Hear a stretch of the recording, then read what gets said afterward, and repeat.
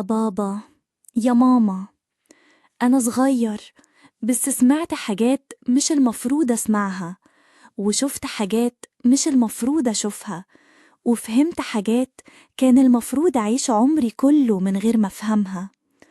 كل مرة تتخانقوا قدامي كنت بترعب، بس ما كنتش بقول.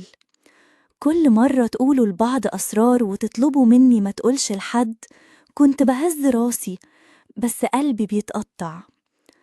أنا بقيت حافظ مشاكل البيت أكتر من حفظي الجدول الضرب، وعارف مين زعلان من مين ومين بيخبي إيه على مين. بس أنا مجرد طفل. أنا المفروض أكون بلعب، مش بفكر إزاي أخلي البيت ما يولعش.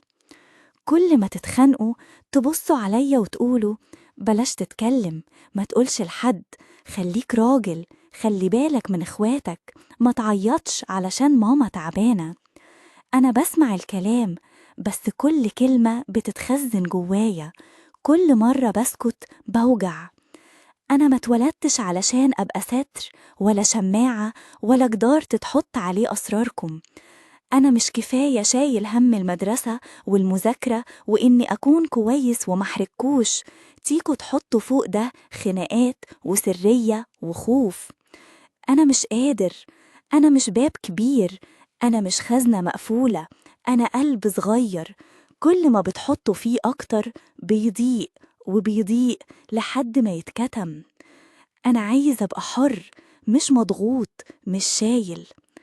أنا محتاجة أعيش، مش أراقب، مش أتحمل، مش أبقى طفل ومعايا مليون هم مش بتوعي. أنا مش ضدكم، أنا معاكم، بس مش على حسابي. أنا بحبكم، بس نفسي مرة تقولولي أنت ملكش دعوة بالحاجات دي، أنت بس استمتع بطفولتك، إحنا هنا علشان نحميك مش العكس. في الحلقة الجاية هنتكلم عن الطفل اللي عمره ما حد سأله أنت عايز إيه، لأنه دايماً بيتقاله هو المفروض يعمل إيه.